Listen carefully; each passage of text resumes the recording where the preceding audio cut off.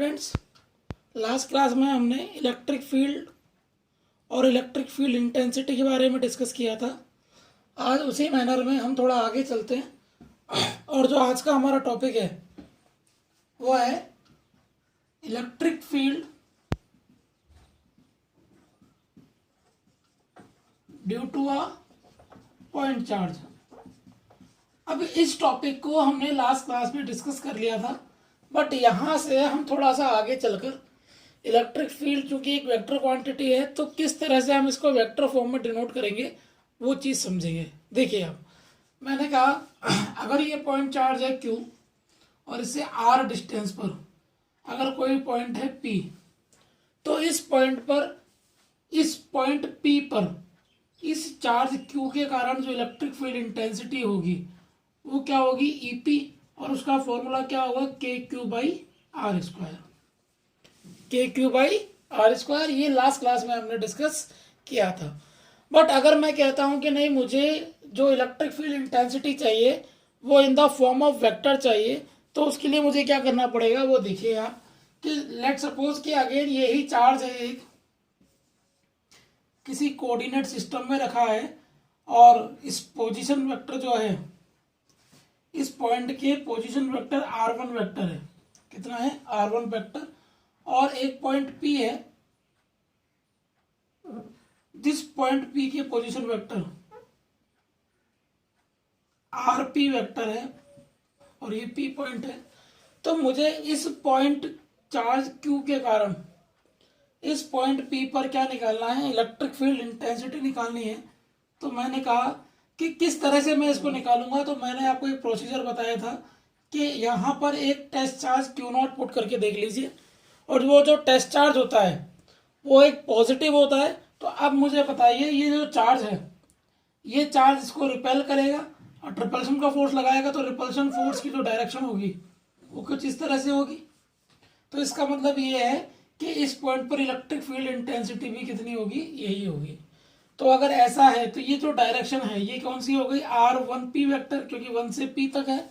तो electric field intensity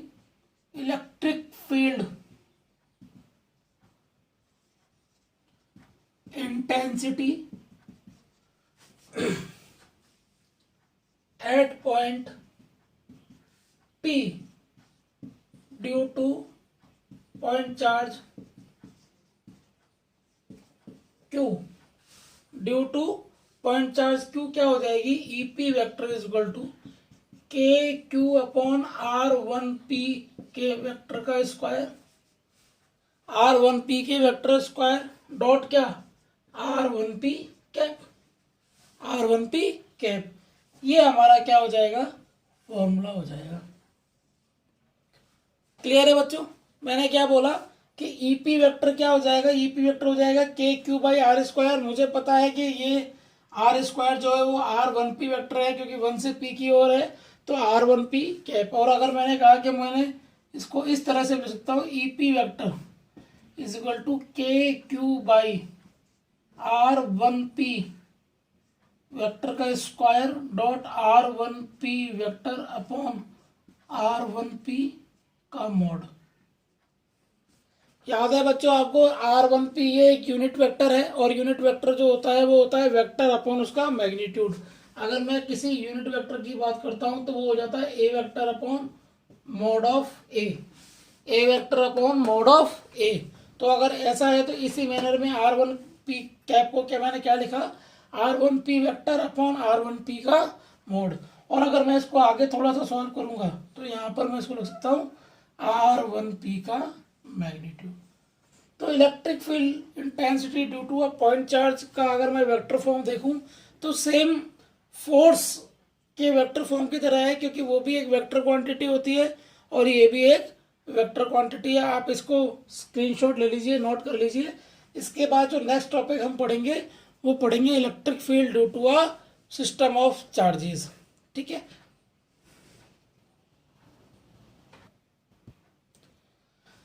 देखिए बच्चों, नेक्स्ट जो हमारा टॉपिक है वो है electric field due to system of charges. Electric field due to a system of charges. ये एक्चुअल में प्रिंसिपल ऑफ सुपरपोजिशन के पर ही बेस्ड है। मैंने कहा कि अगर सपोज करो मेरे पास सिस्टम में काफ़ी सारे चार्ज हैं, सपोज करो यहाँ पर एक Q1 चार्ज है, यहाँ पर एक Q2 चार्ज है, यहाँ पर एक Q3 चार्ज है और सो ऑन हमारे पास Qn चार्ज है। और वो सारे उन सारे चार्जेस के कारण मुझे किसी एक पॉइंट P पर मुझे एक नेट इलेक्ट्रिक फील्ड निकालनी है। तो सबसे पहला मैं ये देखूंगा कि यार ये Q1 जो चार्ज है ये इस पॉइंट P पर इलेक्ट्रिक फील्ड की डायरेक्शन ये होगी और इसको मैं बोलूंगा E1P वेक्टर। क्लियर है बात? ये पॉइंट चार्ज Q2 है, इस पॉइंट चार्ज Q2 के कारण ये हो जाएगी E2P वेक्टर। क्लियर है बात? ये जिसको E1 वेक्टर E2 वेक्टर भी कर सकते हैं अपन, ये E3 वेक्टर और ये जो हो जाएगी वो हो जाएगी En वेक्टर। तो मैंने कहा कि इलेक्ट्रिक फील्ड इंटेंसिटी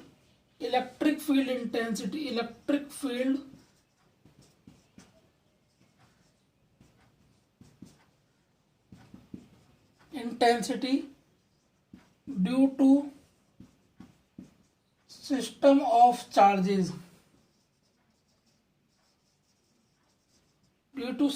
चार्जेस, क्या होगी? Due to system of charges हो जाएगी ई वेक्टर या ईपी वेक्टर हो जाएगी E1 vector plus E2 vector plus so on En vector. बड़ा सिंपल सा है। Electric field intensity due to a system of charges जो होगी वो वेक्टर सम होगी सभी पॉइंट चार्जेस के कारण जो इलेक्ट्रिक फील्ड इंटेंसिटी है। तो अगर ऐसा है तो मैंने कहा कि इस Q1 चार्ज के कारण इस P पॉइंट पर इंटेंसिटी अगर मुझे निकालनी है, सपोज करो इसकी डिस्टेंस जो है वो R1P वेक्टर है, ये R2P वेक्टर है, ये R3P वेक्टर है और ये RNP वेक्टर है। तो अगर ऐसा है तो यहाँ पर आ जाएगा KQ1 अपॉन R1P वेक्टर का square dot R1P cap plus KQ2 upon R2P vector dot R2P cap plus so on plus KQN upon RNP vector का square dot RNP cap. Clear है बच्चों? मैंने क्या लिखा कि E1 अगर मैं कैलकुलेट करूं तो E1 कितनी हो जाएगी KQ1। यहाँ पर चार्जेस को मैं कैपिटल चार्जेस ले लेता हूँ, वहां पर मैंने कैपिटल लिया है तो KQ1 अपॉन R1P का square dot R1P cap KQ2 upon R2P का square dot R2P cap plus सोन KQN अपॉन RNP का square dot RNP cap. Very simple एक टॉपिक है ये, जिसको हमने प्रिंसिपल ऑफ सुपरपोजिशन में बहुत डीपली पढ़ा था और उसी पर बेस्ड है। अगर मैं फोर्स की बात करता हूँ तो मैं यहाँ पर हमेशा Q0 चार्ज लगा देता और मेरा जो फोर्स हो जाता है वो कितना हो जाता है Q0 into E1, Q0 into E2, Q0 into E3। Clear है बच्चों? अब इस पर हम कुछ न्यूमेरिकल देखते हैं, उसके किस तरह के इस पर न्यूमेरिकल बेस्ड आते हैं उसको देखते हैं। आप इसको नोट कर लीजिए एक बार।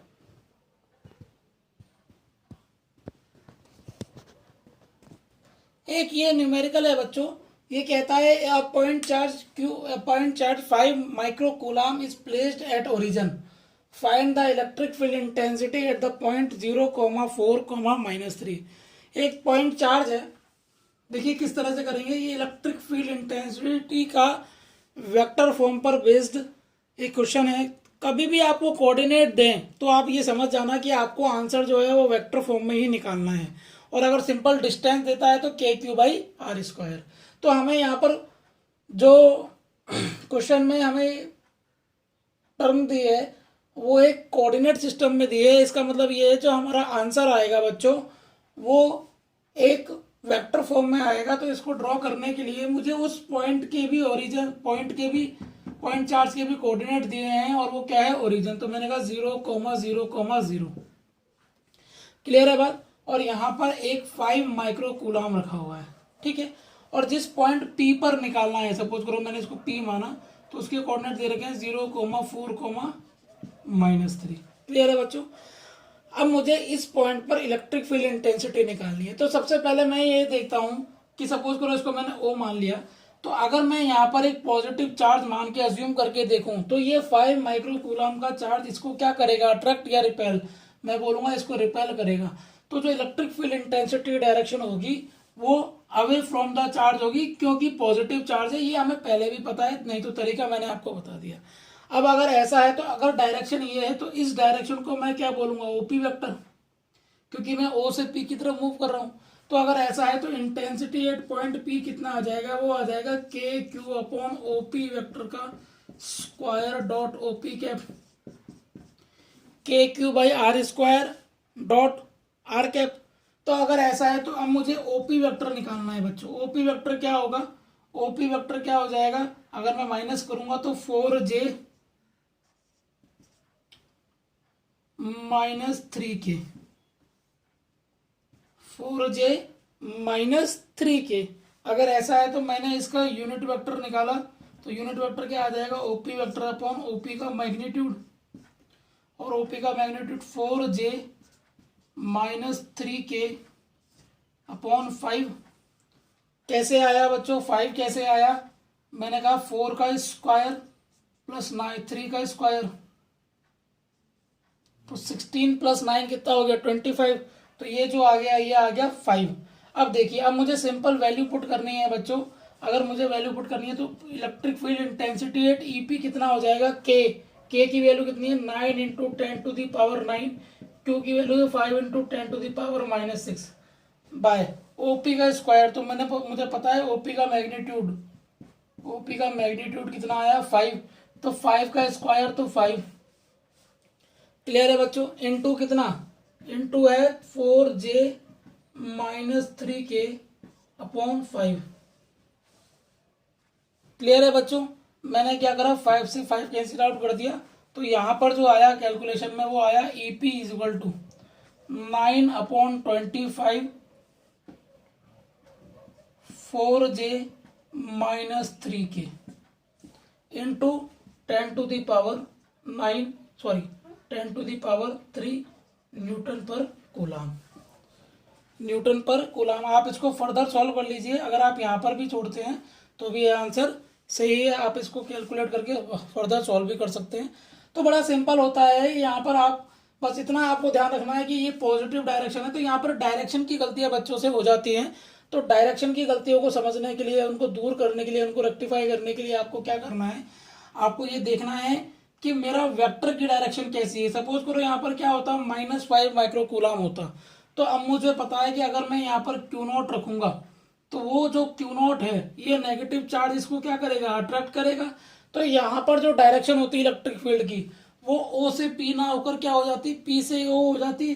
तो मेरा जो 4j -3k है वो क्या हो जाता, चेंज हो जाता। तो केवल डायरेक्शन चेंज होती, मैग्नीट्यूड में डिफरेंस नहीं आता। तो यहाँ पर आपको सबसे पहले ये देखना है कि किस चार्ज के कारण मुझे ये पूछा जा रहा है और किस पॉइंट पर मुझे निकालना है। तो अगर कभी भी आपको पॉइंट के कोऑर्डिनेट दें तो आप ये समझ जाना कि आपको ये वेक्टर फॉर्म में ही कैलकुलेट करना है। और अगर आपको सिंपल वो डिस्टेंस के रूप में कैलकुलेट करवाएगा, ओनली मैग्नीट्यूड के रूप में कैलकुलेट करवाएगा, तो वो आपको पहले से यहाँ पर पॉइंट ना देकर वो सिंपल आपको एक डिस्टेंस दे देगा कि एक 5 माइक्रो कूलम चार्ज है, वो ओरिजिन पर प्लेस्ड है और 4 मीटर दूरी पर, 4 मीटर डिस्टेंस पर एक पॉइंट सिचुएटेड है। आप मुझे उस पर इलेक्ट्रिक फील्ड निकालिए, तो आप सिंपल KQ/R² का फॉर्मूला निकालकर उसको कैलकुलेट कर सकते हैं। तो इस तरह के इलेक्ट्रिक फील्ड के वेक्टर फॉर्म के क्वेश्चन मॉड्यूल में भी दे रखे हैं, आप उसको करना। इसके बाद मैं आपको electric field due to the system of charges के कारण 1-2 क्वेश्चन कराता हूँ, वो आप इसको नोट डाउन कर लीजिए, फिर मैं अपन उस पर डिस्कस करेंगे।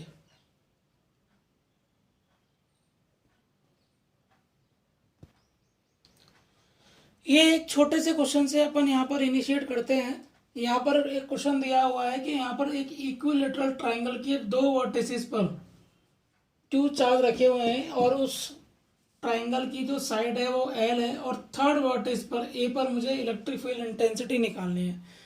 तो मुझे पता है कि अगर मैं देखता हूं तो इस Q के कारण इस पॉइंट पर इलेक्ट्रिक फील्ड इंटेंसिटी होगी और इस पॉइंट Q के कारण इस पॉइंट पर इलेक्ट्रिक फील्ड इंटेंसिटी होगी। तो इस पॉइंट A पर जो इंटेंसिटी होगी वो दो पॉइंट चार्जेस के कारण होगी। तो अगर मैं कहूं कि इलेक्ट्रिक फील्ड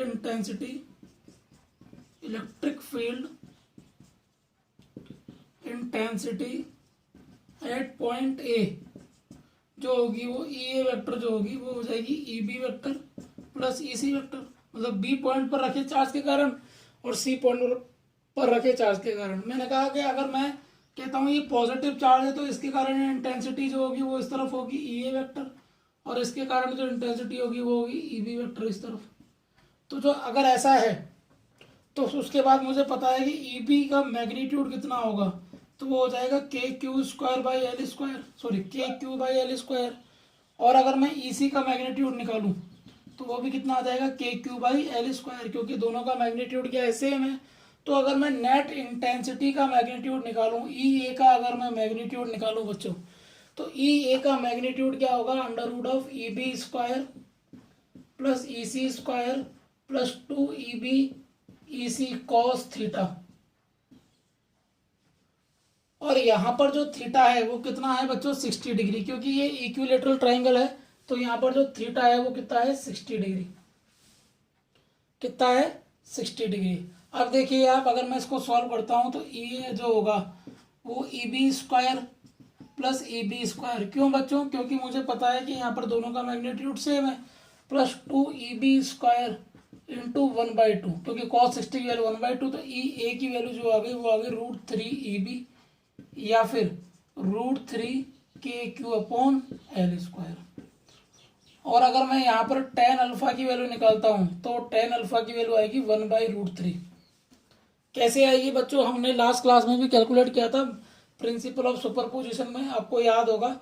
तो अगर मैं इस EA वेक्टर का मैग्नीट्यूड निकालता हूँ, तो अगर मैं मैग्नीट्यूड मैंने निकाला, अगर अल्फा निकालता हूँ तो tan अल्फा जो होता है वो हो जाएगा EB cos theta upon EA plus EB sin theta. क्योंकि थीटा 60 डिग्री है, EA EB इक्वल है, तो जो इसकी वैल्यू आएगी वो आएगी 1/√3, और वो जो अल्फा हो जाएगा वो कितना आ जाएगा, 30 डिग्री। और लास्ट क्लास में हमने डिस्कस किया था कि अगर दोनों फोर्स सेम हैं, EB और EC सेम है, तो जो उनका रिजल्टेंट होता है वो उनके बिल्कुल सेंटर में से पास होता है। तो इस तरह से कई सारे क्वेश्चंस जो होते हैं वो हमारे एग्जाम में पूछे जाते हैं। क्लियर है बात, आगे देखिए, आप इसको नोट कर लीजिए। एक छोटा सा क्वेश्चन हम इस पे और डिस्कस करते हैं।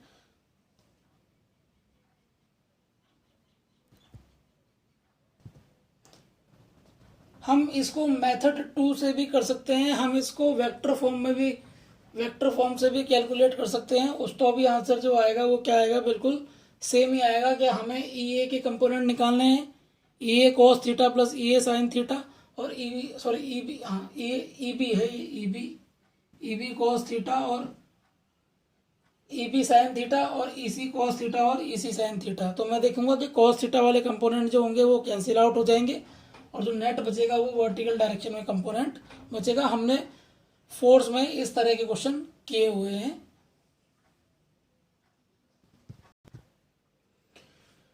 इसी मैनर में आगे चलते हुए एक छोटा सा न्यूमेरिकल और है, वो ये कहता है कि 2 point charges 2 × 10⁻⁻19 coulomb and 8 × 10⁻⁻19 coulomb are placed at 3 metre apart. Find the point on the line joining them at which electric field intensity is 0। वो मुझे वो पॉइंट निकालना है जहाँ पर इलेक्ट्रिक फील्ड इंटेंसिटी क्या होगी, 0 होगी। तो मैंने कहा सबसे पहले मैंने यहाँ पर दो पॉइंट जो हैं चार्जेस, इनको ये लोकेट कर दिया कि ये 2 × 10⁻⁻19 कूलम है और ये 8 × 10⁻⁻19 कूलम है, ठीक है। और ये जो है वो आपस में 3 मीटर की डिस्टेंस पर सिचुएटेड है। देखिए बच्चों, अब मुझे इस लाइन ज्वाइनिंग पर कोई पॉइंट ढूंढना है, तो मैंने कहा कि सपोज करो यहाँ पर वो पॉइंट है P और जो 2 × 10⁻⁻19 कूलम से x डिस्टेंस पे है। तो अगर ये पॉइंट इससे x डिस्टेंस पर है तो 8 वाले से कितना डिस्टेंस हो जाएगी इसकी, 3 - x। सिंपल सी बात है, हमने इसको फोर्स के चैप्टर में भी पढ़ा था, जहां हम फोर्स इक्विलिब्रियम की बात करते हैं। तो एक्चुअल में यहाँ इलेक्ट्रिक फील्ड में मैं इस पॉइंट को, जिस पॉइंट पर इलेक्ट्रिक फील्ड इंटेंसिटी जीरो होती है, उसको न्यूट्रल पॉइंट बोलता हूँ। इस जब इलेक्ट्रिक फील्ड इंटेंसिटी जीरो होती है, इस पॉइंट को बोलता हूँ मैं न्यूट्रल पॉइंट। ये बात आप ध्यान रखिएगा। न्यूट्रल पॉइंट क्या है? The point where the electric field intensity is zero. तो एक्चुअल में मुझे क्या निकालना है? न्यूट्रल पॉइंट निकालना है कि न्यूट्रल पॉइंट कहाँ पर लाई करेगा। तो देखिए बच्चों, मैंने कहा कि अगर मैं इस पॉइंट चार्ज ए के कारण और ये बी के कारण, अगर मैं बात करूं, इस ए के कारण इलेक्ट्रिक फील्ड इंटेंसिटी इस तरफ होगी क्योंकि पॉजिटिव है, अवे फ्रॉम द चार्ज होती है, और इस बी के कारण भी इस तरफ होगी। तो चूंकि इस दोनों चार्जेस के कारण जो इलेक्ट्रिक फील्ड इंटेंसिटी है बच्चों, वो अपोजिट डायरेक्शन में है। तो अगर इन दोनों का मैग्नीट्यूड सेम हो गया, इन केस अगर इन दोनों का मैग्नीट्यूड सेम हो गया, तो मैं ये मानूंगा कि इन दोनों की इलेक्ट्रिक फील्ड इंटेंसिटी जो है वो क्या हो जाएगी? जीरो हो जाएगी इन दोनों के कारण। तो अगर ऐसा है तो ईपी अगर जीरो हो जाए, ईपी अगर क्या हो जाए? जीरो हो जाए, तो मैं ये मानूंगा कि यहाँ पर ईपी, ये पॉइंट वो है जहाँ पर इसकी ईपी क्या है? जीरो। तो इलेक्ट्रिक फील्ड इंटेंसिटी जो है वो इक्वल होनी चाहिए। तो इस ए के कारण जो होगी, मतलब मैं बोलूँगा कि ई ए इक्वल टू क्या होना चाहिए? ई पी होना चाहिए। तो मैंने कहा के इंटू 2 × 10⁻⁻19 अपॉन एक्स स्क्वायर, क्योंकि इससे डिस्टेंस कितनी है? एक्स, और इक्वल टू किसकी होनी चाहिए? के इंटू 8 × 10⁻⁻19 अपॉन 3 - एक्स का होल स्क्वायर। मैंने के से के कैंसिल आउट कर दिया, 19 से 19 और 2 से 4। तो मेरे पास जो इक्वेशन बची वो कितनी बची बच्चों? वो बची 1/x² इक्वल टू 4/3 - एक्स का होल स्क्वायर। मैंने आपको क्या कहा था कि आप इसको 3 - x/x का होल स्क्वायर को मैंने यहाँ पर 4 लिख दिया और मैंने अंडर रूट ले लिया, तो 3 - x/x इक्वल टू +-2 बचेगा। क्लियर है बात? तो अगर मैं पॉजिटिव लूंगा तो याद आएगा 3 - x/x इक्वल टू 2, तो 3 - x इक्वल टू 2x। तो इधर आ जाएगा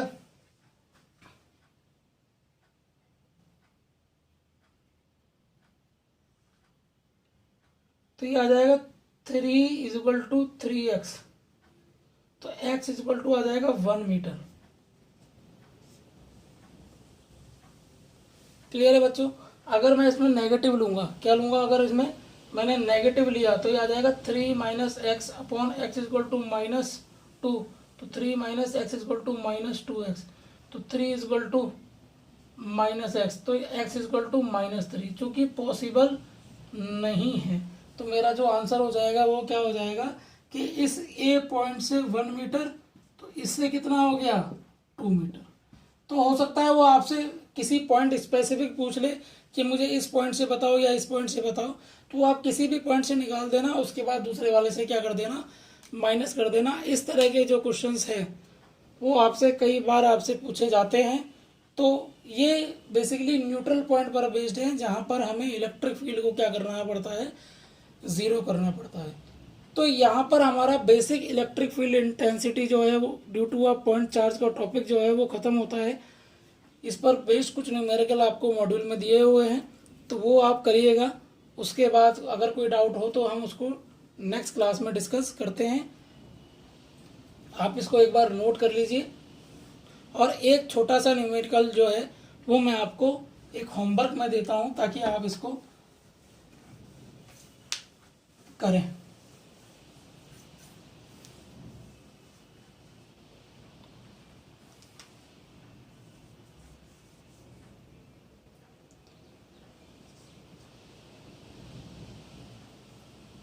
बच्चों ये एक स्क्वायर है,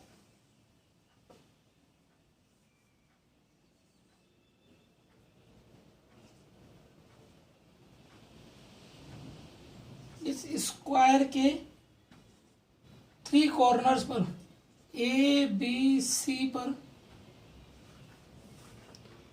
क्यू चार्ज रखा हुआ है, और ये इसकी साइड ए है और इसका सेंटर है ओ। तो मुझे फाइंड, ध्यान रखिएगा इस कॉर्नर पर कोई भी चार्ज नहीं रखा हुआ है। तो find electric field intensity electric field intensity at point O, find electric field intensity at point O due to the system of charges, due to the system of charges. इस system जिसमें 3 charges रखे हुए हैं जो कि एक square है, इस सिस्टम ऑफ चार्जेस के कारण मुझे इस पॉइंट ओ पर क्या निकालना है, इलेक्ट्रिक फील्ड इंटेंसिटी निकालनी है। ठीक है बच्चों, नेक्स्ट क्लास में हम इसको एक्सप्लेन करेंगे और हमारा जो नेक्स्ट टॉपिक होगा वो होगा इलेक्ट्रिक फील्ड लाइंस, तो कि बहुत अच्छा टॉपिक है, उस पर बेस्ड न्यूमेरिकल, उस पर बेस्ड क्वेश्चन आपके बोर्ड में आते हैं, हम उस पर डिस्कस करेंगे। तब तक के लिए थैंक यू वेरी मच।